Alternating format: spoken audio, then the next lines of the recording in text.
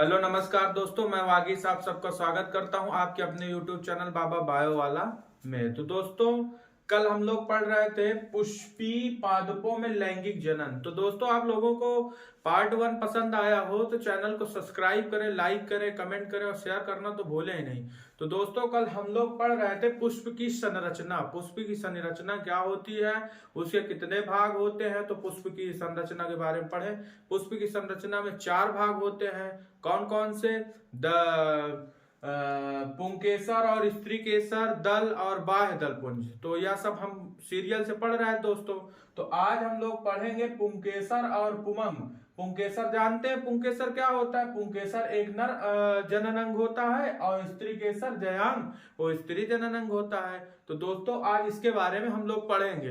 तो आप लोगों को वीडियो अच्छी लगी हो तो लाइक करें, कमेंट करें और अपने दोस्तों के पास शेयर कर दीजिए, वो लोग भी पढ़ते जाए, तुम लोग भी। तो दोस्तों, ज्यादा हम वीडियो को जो है लंबी नहीं बनाते, थोड़े थोड़े पार्ट में बनाते हैं, क्योंकि चैप्टर बहुत बड़ा है और थोड़े थोड़े पार्ट में आप लोग पढ़ेंगे तो आपको अच्छा लगेगा और आपका वीडियो जो है धीरे धीरे आपका पूरा चैप्टर क्लोज हो जाएगा, आपको समझ में भी आएगा। तो दोस्तों, अब ज्यादा समय न लेते हुए अब हम वीडियो को शुरू करते हैं। आइए पढ़ते हैं।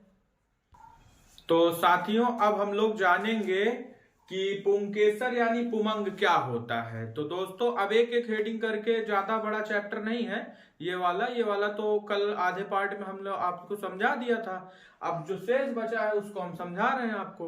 तो दोस्तों, आप लोगों को कुछ दिन बाद नोट्स भी उपलब्ध करवाऊंगा मैं, और नया सिलेबस जैसे ही स्टार्ट होगा तो आप लोगों को नोट्स मिलती जाएंगी। मैं डिस्क्रिप्शन में आप लोगों को लिंक दूंगा, आप उससे जाकर डाउनलोड कर सकते हैं। तो दोस्तों, आइए अब जानते हैं पुंकेसर क्या होता है। ज्यादा समय नहीं लेंगे कि चैप्टर क्लोज हो जाए, वीडियो भी लंबी ना बने। तो दोस्तों, अब जानते हैं पुंकेसर क्या होता है। पुंकेसर पुष्प का नर जन्मांग होता है, यानी नर जनन अंग होता है। इसके 2 भाग होते हैं। इसमें लंबा एवं पतला डंडल तंतु होता है।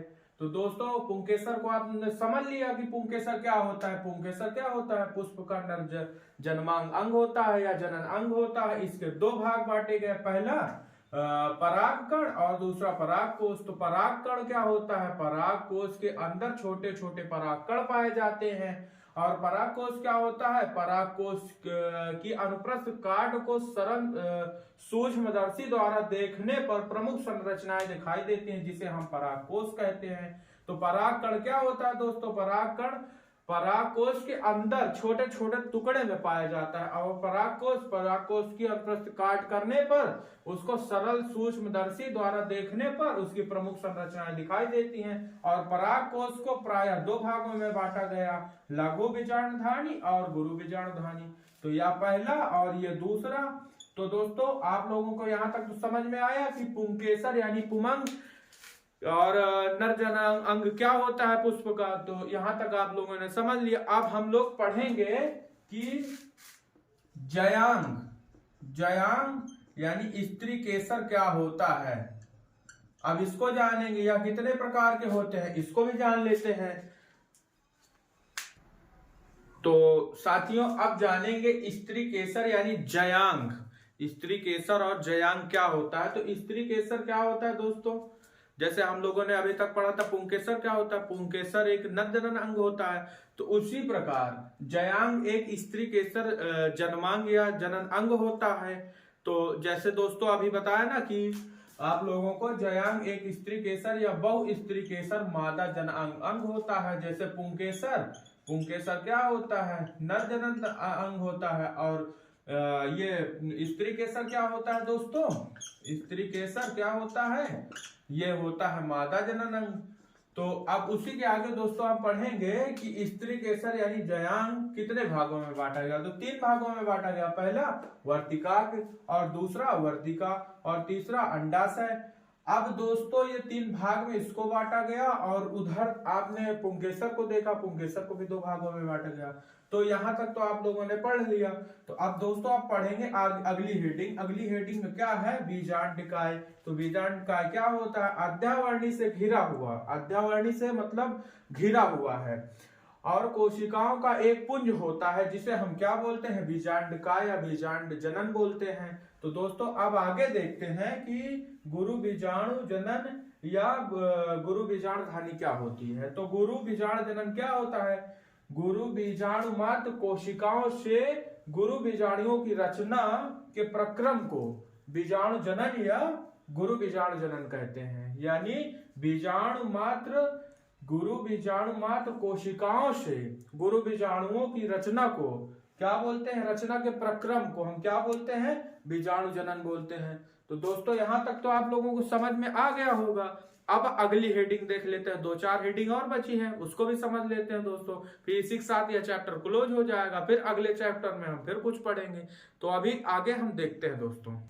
तो साथियों अब जानेंगे परागण क्या होता है। परागण क्या होता है? तो परागण क्या होता है? नर पुष्प के पराग कणों का स्त्री केसर के वर्तिकाग्र एक स्थानांतरण या संरचना को परागकण कहा जाता है। तो दोस्तों परागकण को प्रायः 3 भागों में बांटा गया है।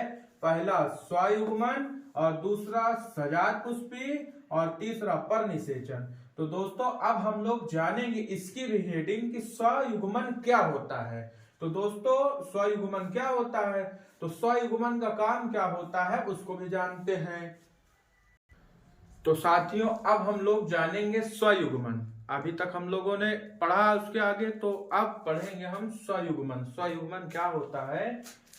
किसी एक ही पुष्प के उसी पुष्प के वर्तिकाग्र तक पराग कणों का पहुंचाना स्वयुग्मन कहलाता है। मतलब इसका काम होता है कि वर्तिकाग्र तक पराग कणों को पहुंचा देना। तो क्या कहलाता है? स्वयुग्मन या स्वपरागण यह कहलाता है। तो दोस्तों अब सजातपुष्पी यानी पहला ये हुआ, दूसरा ये हुआ और तीसरा ये हुआ। तो सजातपुष्पी क्या होता है? एक ही पादप के पुष्प के पराग कणों का दूसरे पुष्प के वर्तिकाग्र यानी एक पुष्प से दूसरे पुष्प तक वर्तिकाग्र का स्थानांतरण यानी सेम इसी तरह किसी एक ही पुष्प के वर्तिकाग्र को मतलब दूसरे पुष्प के वर्तिकाग्र यानी पराग कण को पहुंचाना यानी स्थानांतरण करना ही सजातपुष्पी कहलाता है। और परनिषेचन क्या होता है दोस्तों? पराग कोश से भिन्न पादपों के वर्तिकाग्र तक पराग कण को पहुंचाने का कार्य, जैसे जल द्वारा और वायु द्वारा तो पहुंचाने का कार्य जो करती है उसको हम क्या बोलते हैं? परनिषेचन बोलते हैं। तो दोस्तों अब इसी के साथ यह चैप्टर क्लोज होता है यानी खत्म हो गया। अब अगला चैप्टर में हम लोग फिर कुछ नया पढ़ेंगे। तो दोस्तों यहाँ तक आप लोगों को अच्छा लगा हो तो चैनल को सब्सक्राइब कर लें, लाइक कर लें, कमेंट करें और शेयर करें। तो यह सब न करना भूलें दोस्तों। तो इसी के साथ विदा लेते हैं, अगले चैप्टर में फिर कुछ नया पढ़ेंगे।